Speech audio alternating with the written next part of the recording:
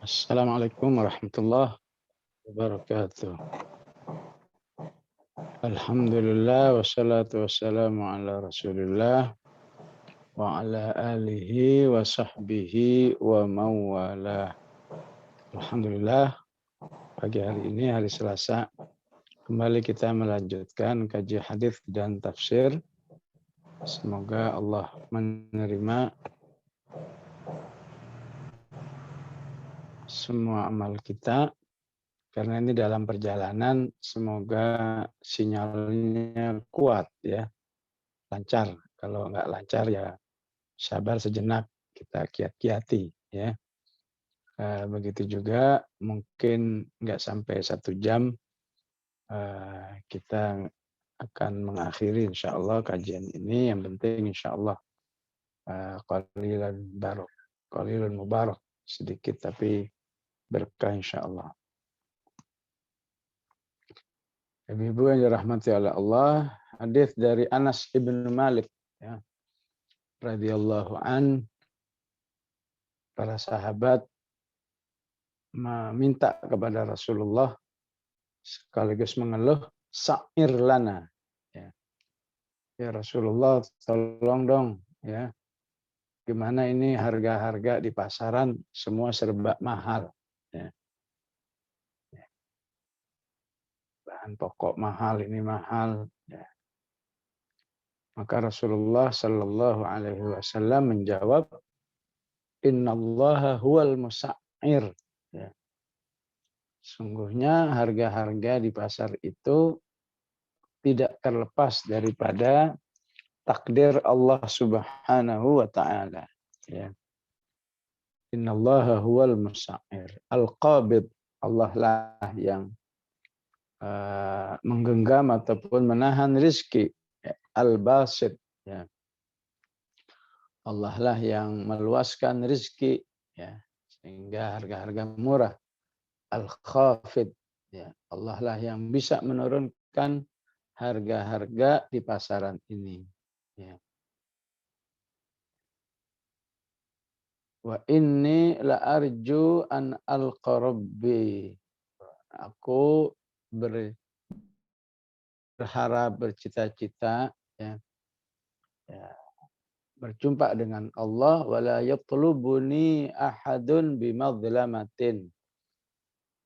Berharap kepada Allah di akhirat nanti tidak ada satupun manusia yang menggugat saya bimadlamatin, menggugat saya karena perilaku saya yang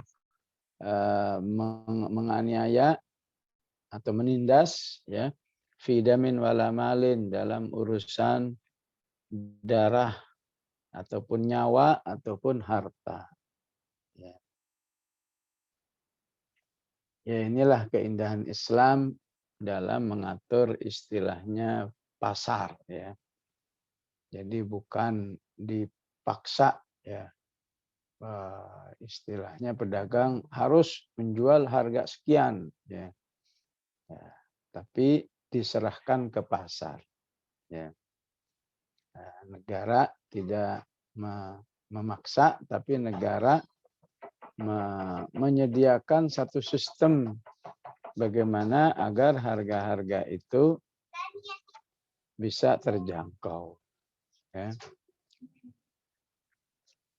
Dan yang lebih menarik lagi, Allah katakan, Rasulullah ungkapkan bahwa harga-harga di pasar itu tidak terlepas dari takdir Allah ya. Artinya apa? Artinya harga-harga yang naik itu juga harus disikapi dengan doa, amal soleh, ketakwaan ya.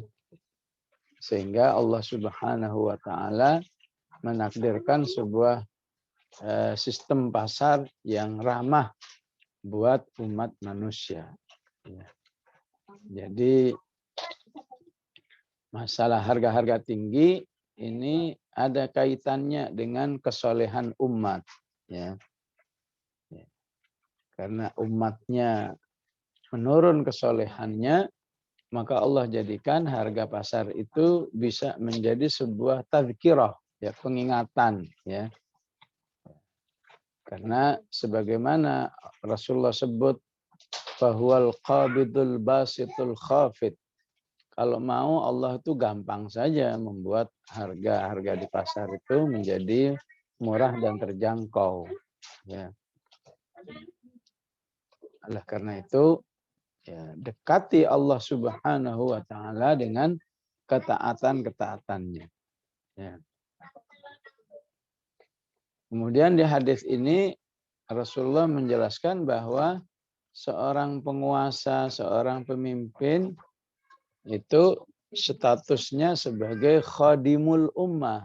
Ya. Khadimul ummah artinya apa? Pelayan umat. Ya. Dia bukan penindas, dia bukan bersikap mentang-mentang. Ya. Jadi Rasulullah nggak berani ya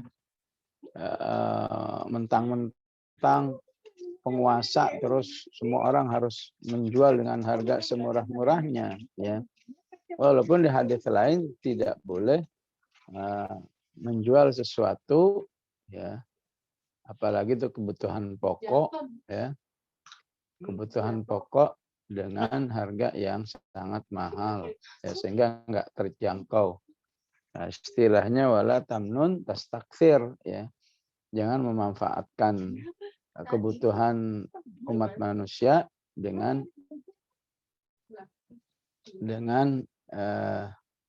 menjual harga-harga yang tidak terjangkau. Ya. Jadi dengan sewajarnya. Ya. Maka Rasulullah menganggap ya, mentang-mentangnya seorang penguasa itu bukan berarti bebas begitu saja. Ya. Di hari kiamat nanti Allah akan mengadili penguasa itu. Ya. Sekelas Rasulullah saja harus menjaga dirinya, ya, katanya jangan sampai aku ini bertemu dengan Allah nanti digugat oleh manusia telah menganiaya nyawa seorang atau harta seseorang. Ya. Begitulah Rasulullah Shallallahu Alaihi Wasallam memberi contoh yang sangat mulia dalam posisinya sebagai seorang pemimpin.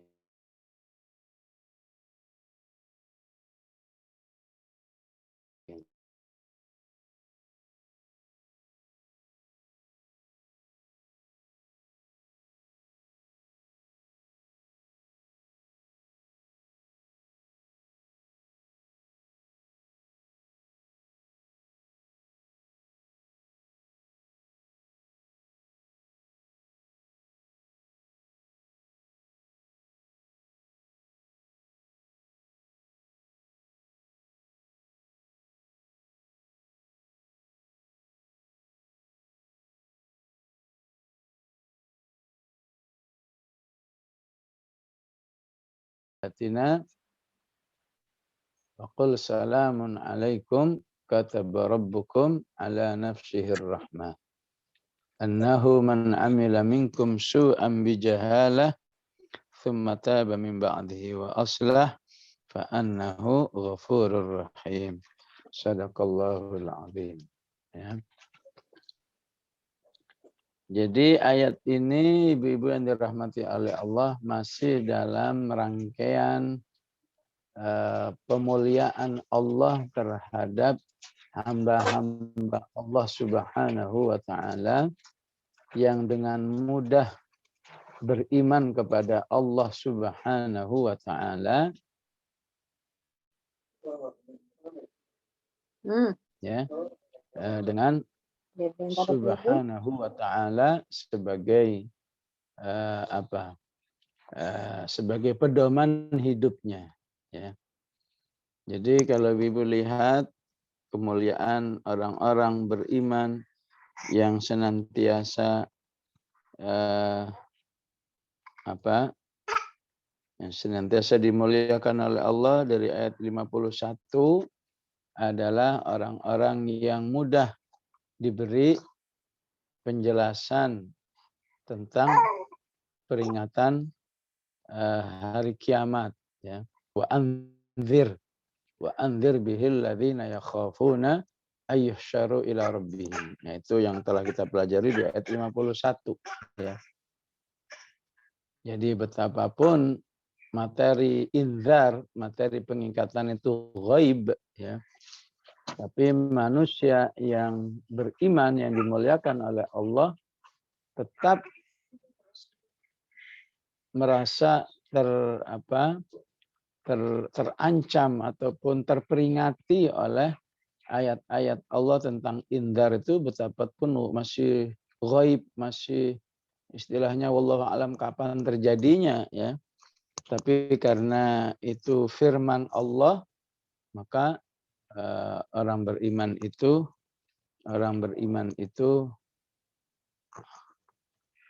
menerima atau meyakini penjelasan Allah Subhanahu wa taala. Ya.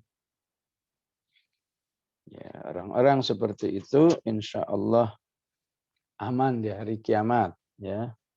Kemudian di ayat 52 ya, mereka harus dihormati dalam arti tidak boleh diusir dalam suatu majelis ya. Enggak boleh ketika misalnya sebuah majelis itu dihadiri oleh orang-orang elit ya. Ya, yang mungkin enggak soleh apalagi tidak beriman. Sementara di situ ada orang-orang beriman yang biasa-biasa saja ya. Kemudian diusir, jangan hadir di tempat sini, ini untuk orang-orang elit, orang-orang yang berkelas ya. Itu dilarang oleh Allah Subhanahu wa taala.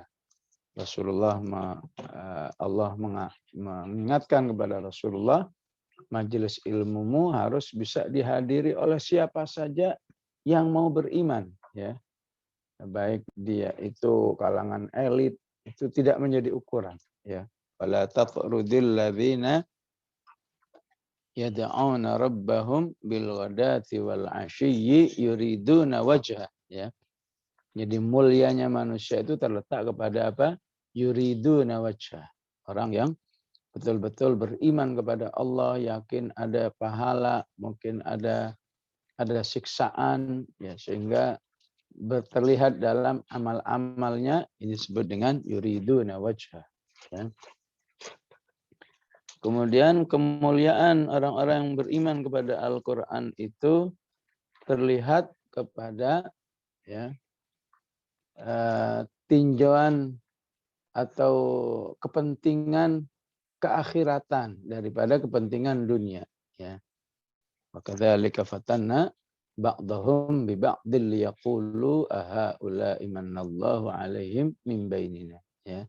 Seperti yang kita jelaskan kemarin ya, ada orang-orang yang berimannya itu maunya cash gitu ya. Kalau saya sholat, kalau saya ngaji, kalau saya ya sholat malam dan seterusnya, maunya cash gitu ya. Cashnya itu tiba-tiba hartanya menjadi banyak gitu ya. Tiba-tiba hidupnya itu nggak ada masalah ya. Maunya lurus-lurus semua, itu dikaitkan dengan keimanannya. Ya. Sementara hidup nggak bisa begitu ya. Ya.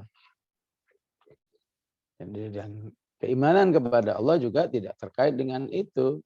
Keimanan kepada Allah katanya dengan penghambaan ya. Ya, harta itu bisa diberikan kepada semua manusia dan bisa tidak diberikan kepada semua manusia ya. Diberikan bukan berarti Allah muliakan, tidak diberikan berarti Allah hinakan ya. Ya, sementara ayat 53 itu menggambarkan orang-orang yang ya hitungan sama Allah ya. Maka alangkah mulianya orang yang enggak hitungan ya. Yang penting saya beriman kepada Allah, apapun resikonya saya siap ya. Ada manusia seperti Abu Bakar As-Siddiq, semakin beriman semakin kaya. Ada Utsman bin Affan, ada Umar bin Al-Khattab dan seterusnya ya. Sebaliknya ada Bilal bin Rabah, ada Khabbab bin Al-Arad, udah beriman luar biasa. Ada Mus'ab bin Umair, ada Sahib bin Nijadain, udah berimannya seperti apa ya. Miskin aja terus ya. Ya, itu di luar kekuasaan manusia, bahkan kekuasaan di luar kemampuan Rasulullah Sallallahu Alaihi Wasallam. Rasulullah hanya bisa menjelaskan Inna Rabbaka yabsutur rizqa liman yasha'u wa yaqdir. Meluaskan dan membatasi rezeki itu hak Allah sepenuhnya. Ya. Innallaha kana bi'ibadihi khabiran basira. Masalah rezeki itu tidak terlepas dari kemahatauan Allah, siapa yang laik dan siapa yang belum laik. Ya. Sehingga dua-duanya tetap memuliakan, ya, baik yang rezekinya banyak, rezekinya sedikit, ya. Yang rezekinya banyak termuliakan dengan statusnya ghaniyun syakir, ya, kaya tapi banyak syukur. Yang rezekinya terbatas termuliakan dengan apa? Fakirun sabir, ya, orang miskin tapi bersabar, ya. Bersabar artinya tetap beriman, tetap, ya. Nah, itulah yang dimaksud di ayat 53. Ya. Kemuliaan yang keempat, orang-orang yang beriman ini, ya, semoga ibu-ibu yang terus hadir di majelis Selasa dan majelis-majelis yang lain, ya, termasuk ayat ini, ya, yaitu orang-orang yang wa idza ja'akal ladzina yu'minuna bi ayatina, ya. Kemuliaan manusia itu di sisi Allah ketika dia menjadi ja'akal ladzina yu'minuna bi ayatina. Dia mendatangi Rasulullah, atau kalau sekarang mendatangi orang alim karena keimanannya kepada Al-Qur'an, ya. Maksudnya mendatangi Rasulullah dalam rangka beriman itu apa? Ya. Butuh untuk belajar, ya. Butuh untuk ngaji, butuh penjelasan, ya. Butuh penjelasan, ya.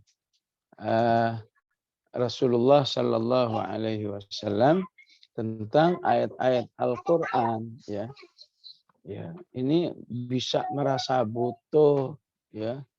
Apalagi ibu-ibu ini, subhanallah, ya. Ya, dulu semoga Allah segera mengangkat sebelum pandemi datang ke Al-Hikmah. Wah, tathiyah ini, tathiyah itu, wah, itu luar biasa kemuliaannya di sisi Allah, ya. Ya. Jadi menjadi orang yang menunjukkan butuh paham beriman, paham ayat itu, ya. Ayat 54 ini menjelaskan alangkah mulianya mereka itu di sisi Allah, ya. Oleh karena itu dalam hadis yang sering saya bacakan dan semoga semua merasa aksiomatik terhadap hadis itu, bagaimana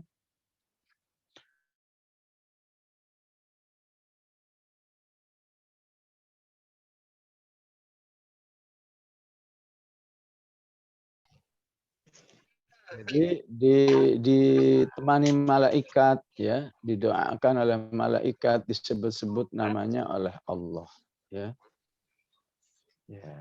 Ini sebagai bukti bahwa Allah ridha terhadap hamba-hambanya yang seperti ini, ya. Orang lain bodoh amat, mau paham mau nggak paham, ya.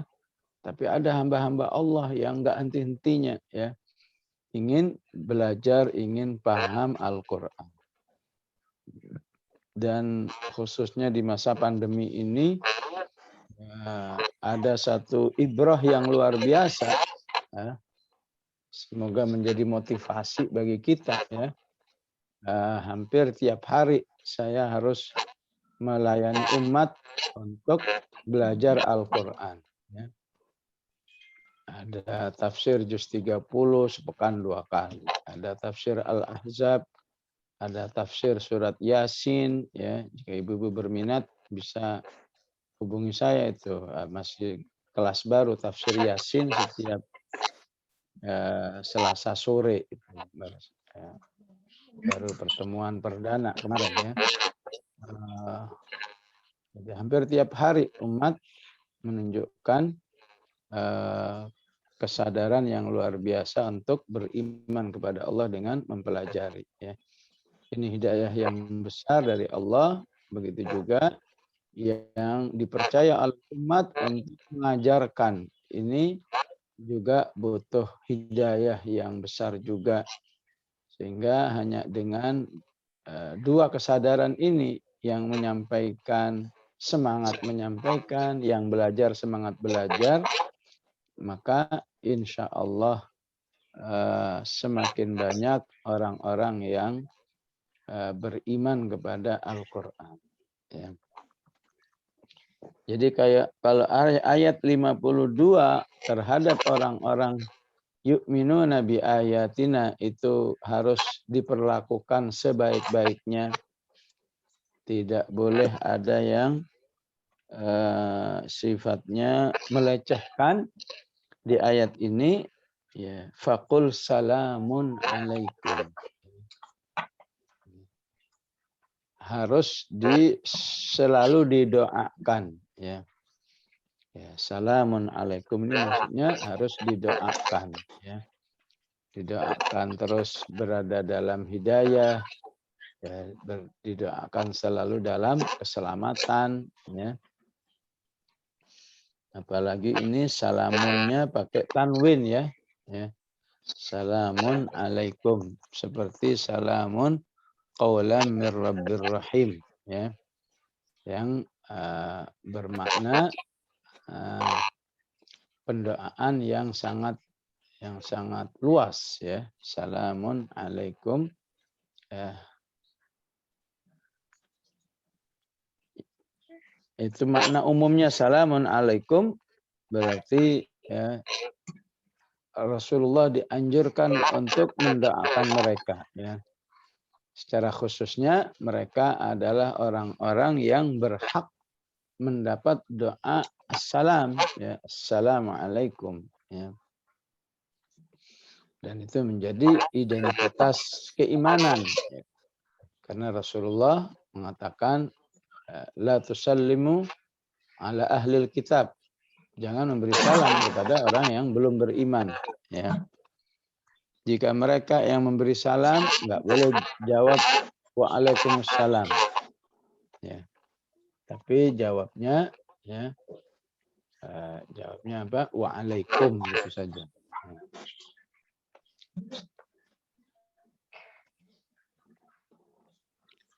Baik, kemuliaan yang berikutnya kataba rabbukum ala nafsihir rahmah. Ya. Allah Rabb kalian menetapkan kepada dirinya Ar-Rahmah. Ya. Maksudnya apa? Maksudnya orang-orang yang berimannya kepada Al-Quran sampai tingkat selalu butuh dengan Al-Quran. Di mana dia secara rutin datang kepada Rasulullah belajar ayat-ayat Al-Quran itu bisa dipastikan menjadi orang-orang yang selalu dirahmati oleh Allah.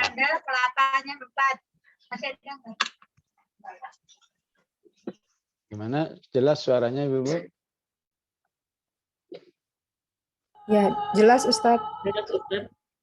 Baik ya. Ya. Orang-orang yang selalu dirahmati oleh Allah. Ya. Karena bahasanya ini luar biasa. Kata rabbukum. Ya. Allah telah mewajibkan dirinya untuk merahmati. Ya. Maka nggak mungkin Allah yukhliful mi'ad, menyalahi janjinya. Ya. Dan manusia yang dirahmati oleh Allah ya adalah manusia yang insya Allah ya. Ya. Manusia yang insya Allah aman betapapun dalam kondisi yang menurut manusia tidak aman ya. Ya, kalau ibu baca surat Kahfi pasti ada ayat begini, wa idza'tazaltumuhum wa ma ya'buduna illallah fa'wu ilal kahfi yanshur lakum rabbukum mir rahmatihi. Ya. Ayat ini salah satu pemahamannya adalah betapapun manusia itu tinggal di goa dengan segala ketidaknyamanannya, kalau masih mendapat rahmat Allah dijamin aman. Yansyur lakum rabbukum mir rahmatihi. Ya. Sebaliknya betapapun tinggal di rumah mewah, ya, semua ada, tapi di situ tidak ada rahmat Allah, maka sesungguhnya manusia itu sebetulnya hidupnya sengsara karena tidak mendapat kasih sayang Allah Subhanahu wa taala.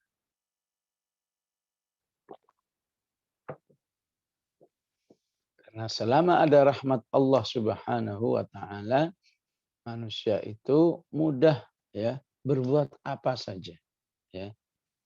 Ya, agar manusia itu dalam istiqomah, bahasanya kan berilah rahmat, ya. Bahasanya bukan istiqomahkan, tapi berilah kami rahmat. Rabbana la tuzigh qulubana ba'da idh hadaitana wa hab lana min ladunka rahmah, ya. Jadi orang yang banyak mendapat rahmat, insya Allah selalu mudah, ya. Pengen tilawah nikmat, pengen sholat nikmat, pengen bersedekah nikmat. Nah, itu salah satu bukti manusia yang mendapatkan banyak rahmat dari Allah, ya. Bahkan orang lain suka bingung, itu dari mana waktunya ya, kok banyak sekali yang dilakukan, bisa ini, bisa itu, ya. Kok orang tuh kuat banget ya, bertahun-tahun berbuat ini, berbuat itu, ya. Bukan dia yang hebat adalah rahmat Allah yang tercurahkan kepada manusia itu, sehingga mau apa saja ditolong oleh Allah, ya. Mau ini ditolong, mau ini ditolong. Jadi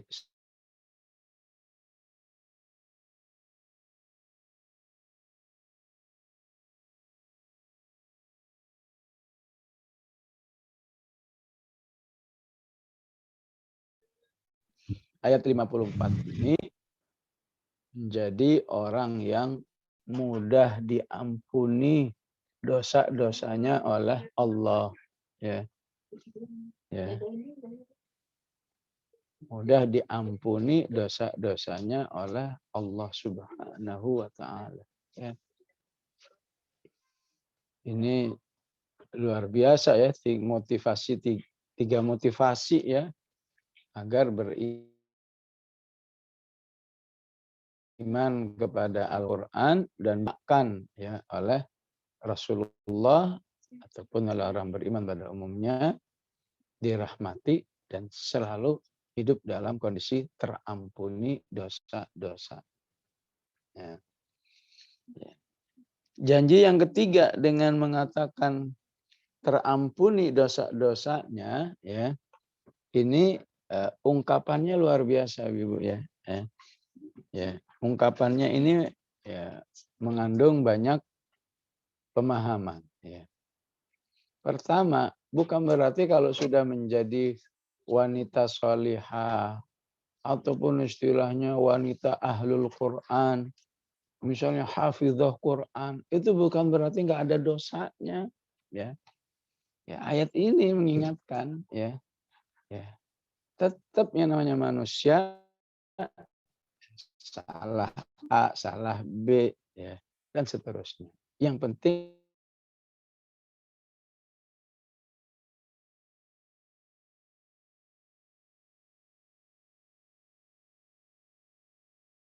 di ideologis, tetap dalam posisi menyesal atas kesalahan-kesalahannya, ya. Maksud ayat ini, walaupun sudah berusaha menjadi wanita sholihah setinggi apapun, tetap tidak merasa paling baik, ya. Apalagi melecehkan orang lain. Dia sih nggak ada apa-apanya, ya. Ya, Al-Fatihahnya aja nggak benar, nggak begitu. Tetap dalam posisi tawadhu terhadap orang-orang yang beriman, ya. Ini pemahamannya, Ibu, ya. Kemudian Allah ingatkan, ya, apa ini maksud dengan bijahalatin, berbuat dosa atas dasar kebodohan. Ya. Ini pemahaman, kesannya kan pemahamannya berbuat sesuatu karena nggak ngerti. Bukan itu. Ya. Kalau ayat pengertiannya itu adanya di Al-Ahzab. Walaisa 'alaikum junahun fima akhta'tum bihi walakin ma ta'ammadat qulubukum. Ya. Ya, kalau pengertian ayat ini dan ayat seperti ini ada 3 surat ya. Ibu-ibu membaca ayat yang mirip seperti ini ada di An-Nisa, ada di Al-An'am, dan ada di An-Nahl. Ya. Semua maksudnya sama. Ya. Ya. Maksudnya apa? Ya, betul manusia itu memang makhluk salah melulu. Ya. Tapi usahakan jangan salah. Ya. Jangan bela diri, jangan membenar-benarkan kesalahannya. Ya. Ya. Yang penting berusaha untuk nggak salah. Kalau sudah salah, ngaku salah. Minta ampun kepada Allah Subhanahu wa taala, niscaya Allah ampuni. Ya. Di ayat ini dimotivasi, wahai manusia, ketika kamu berbuat salah, berarti kamu itu jatuh dalam kebodohan. Betapapun kamu hebat, betapapun kamu itu istilahnya S3, profesor, hafal Quran, sehafal Al-Fatihah, hafal hadis dan lain sebagainya. Ya. Ketika kamu bersalah, kamu itu dalam kebodohan. Ya. Dan ini mengecam. Ya. Maksudnya mengecam. Maksudnya mengecam apa? Ya supaya kamu malu pada diri sendiri. Ya. Ya. Jadi malu apa? Jatuh dalam dosa itu berarti ya jatuh dalam kebodohan. Ya. Salah satu doa Rasulullah saat keluar rumah itu berbunyi apa? An ajhala. Aku berlindung kepadamu ya Allah jatuh dalam kesalahan. Karena siapa yang salah berarti bodoh. Au yujhala alayya atau diprovokasi supaya salah. Nah, itu doa saat keluar rumah ya. Ya, ibu ini aja ditaruh di HP-nya tulisan itu ya. Allahumma kan awalnya bismillahirrahmanirrahim. Allahumma inni a'udzubika an adilla au udalla. Aku berlindung jangan sampai gara-gara keluar rumah ini sesat atau disesatkan orang. Au azilla au uzalla. Tergelincir atau digelincirkan orang. Au adlima au udlama. Menyakiti atau disakiti. Yang terakhir ajhala au yujhala alaihi. Ya. Jatuh dalam kebodohan. Ya. Jatuh dalam dosa atau diprovokasi orang supaya jatuh dalam dosa. Ya. Di surat Al-Furqan juga demikian. Orang yang akhlaknya jelek Allah sebut dengan jahilun. Ya. Wa idza khatabahumul jahiluna qalu salama. Apabila diprovokasi oleh orang untuk berantem, ya biasanya berantem kan adu jelek-jelekan mulut kan, ya. Makanya disebut jahilun, ya. Tapi dia nggak mau jatuh dalam jahilun, makanya dia nggak ngelayanin, dia doakan saja, ya. Qalu salama. Ya. Jadi judul besarnya kalau berdosa orang yang yu'minuna bi ayatina saya ampuni. Ya. Ya. Tapi Allah memberi ya memberi apa istilahnya? Memberi motivasi jangan sampai berdosa. Ya.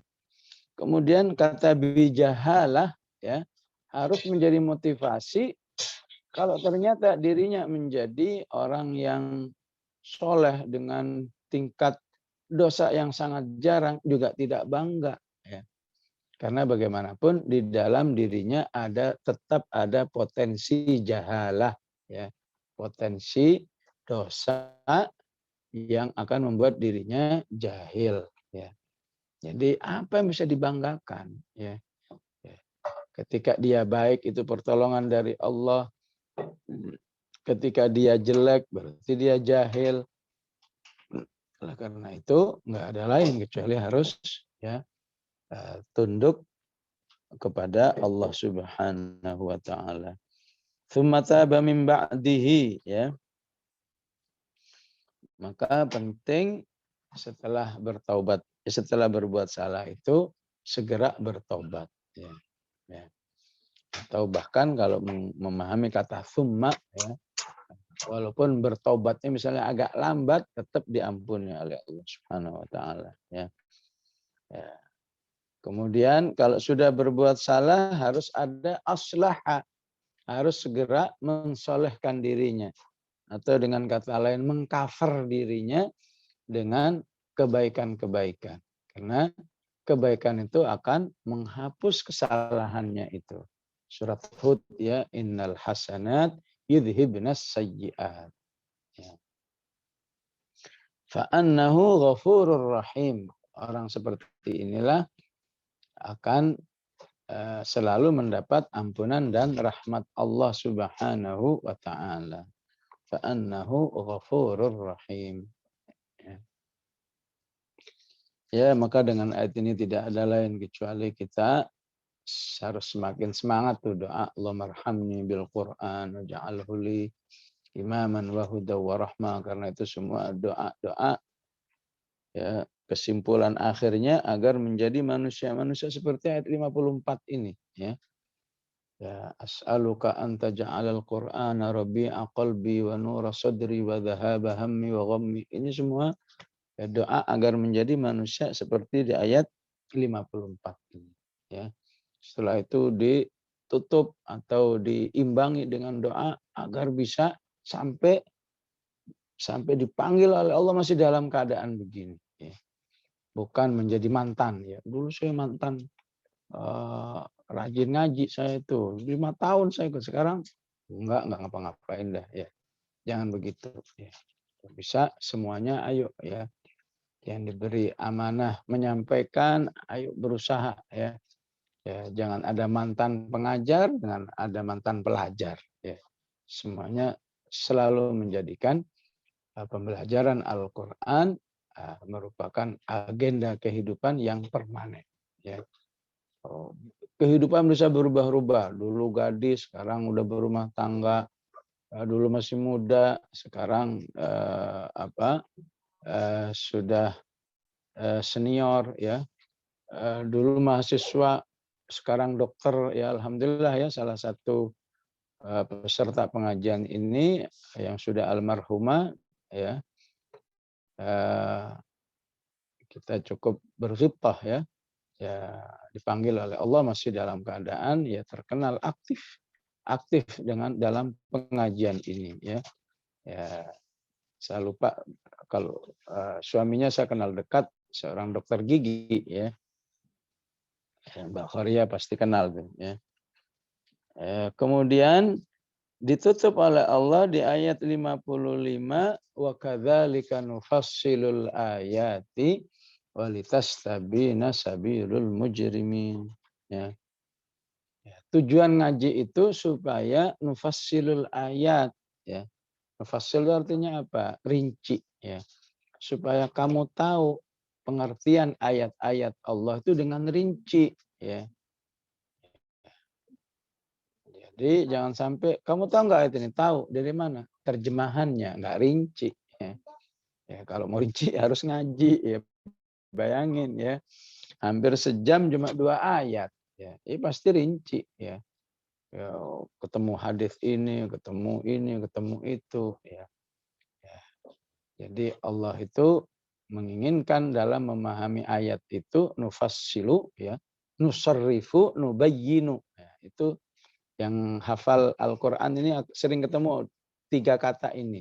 Nufassilu itu rinci, nubayyinu itu jelas ya, nusarrifu itu ya berkembang ya. Ya. Ayat ini ya, ayat ini pengembangannya ke sini dan seterusnya ya. Kalau baca surat Kahfi kan ada kata sarrafna, walaqad sarrafna fi hadzal Qur'an ya. Ya. Ada ilmu namanya sorof ya. Kenapa sorof? Karena satu kata berkembang menjadi 14 kata ya. Kataba, yaktubu, kitabatan, katibun gitu. Itu disebut ilmu sorof. Ayat Al-Qur'an begitu juga ya. Ya. Ya. disebut nusarrifu supaya kita tahu pengembangan ayat ini ya. Jadi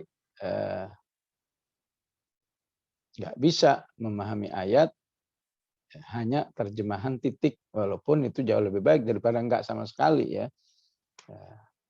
Itu yang maksud ayat ini. Wa kadzalika nufassilul ayat. Demikian kami berikan tafsil terhadap ayat ini. Ya, berarti usahakanlah memahami secara rinci. Ya. Walitastabina sabilul mujrimin. Dampak yang lain agar engkau mengetahui dengan jelas ya kehidupan orang durhaka kepada Allah. Ya. Ini juga menjadi target belajar Al-Quran. Ya.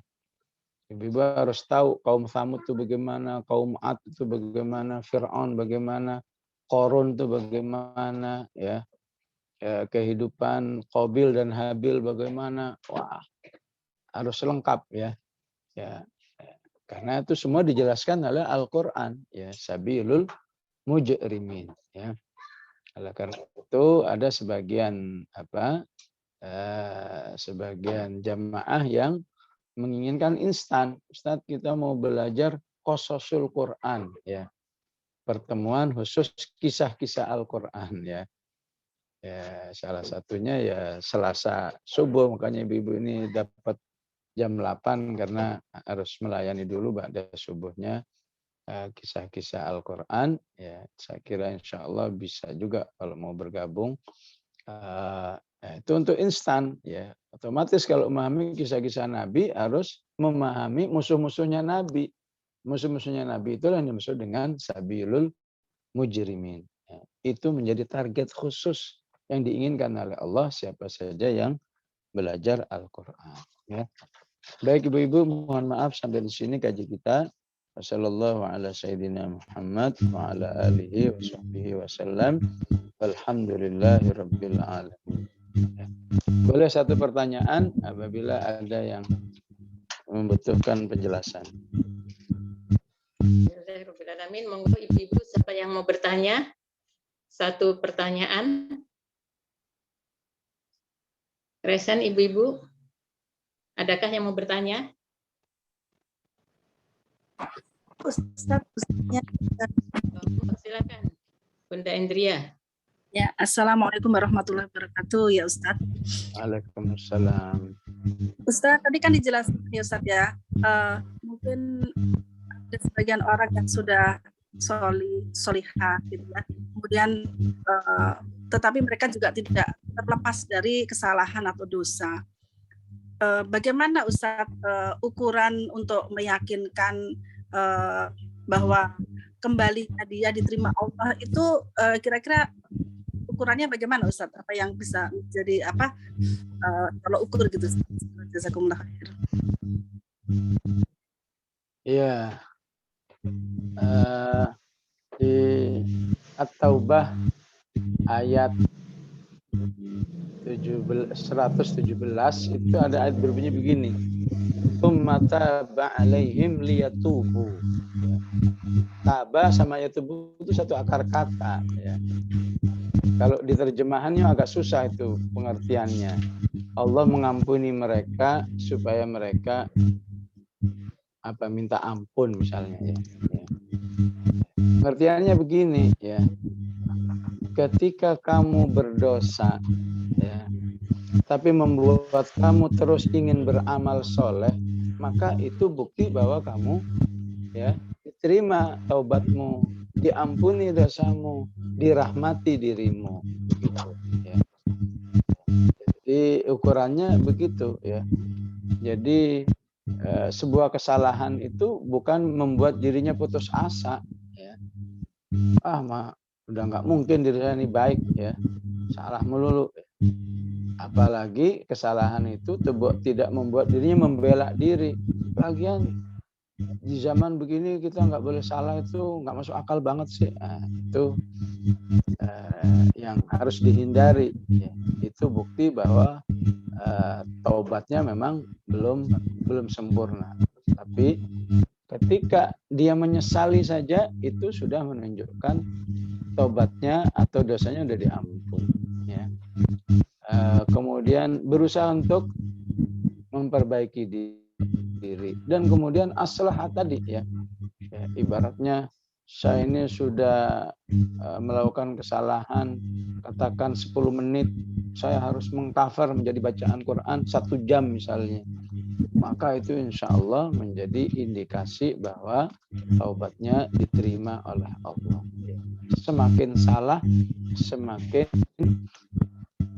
banyak amal solehnya, walaupun kesalahannya adalah sesuatu yang sudah di luar kemampuannya. Dia sudah berniat untuk nggak salah, udah berdoa, udah berusaha menghindar-hindar, tapi masih salah juga. Insya Allah itu menjadi kesalahan yang bukan karena karakter ataupun menggampang-gampangkan, tapi kesalahan yang memang sebagai kondisi diri manusia yang memang sangat lemah. Ya. Ibu kalau membahas kisah-kisah para nabi, semuanya begitu ya. Katakan Nabi Ayub, ya, ada kondisi yang ya di sisi untuk sekelas Nabi Ayub misalnya tidak baik untuk dilakukan, tapi akhirnya di-cover untuk Nabi Adam juga demikian dengan ucapannya yang sangat diabadikan oleh Allah, Rabbana zalamna anfusana. Nabi Yunus juga demikian ya.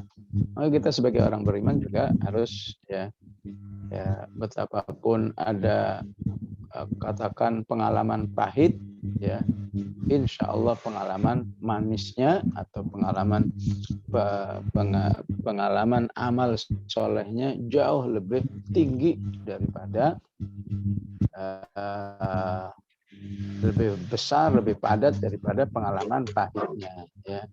Belajarlah dari Wahsy, sahabat Rasulullah yang pernah membunuh siapa? Hamzah, maka dia berjanji untuk membunuh orang yang paling jahat, yaitu Musailamah al-Kadzdzab, dan akhirnya dikabulkan oleh Allah ya, dikabulkan amalnya, dikabulkan taubatnya dan seterusnya ya.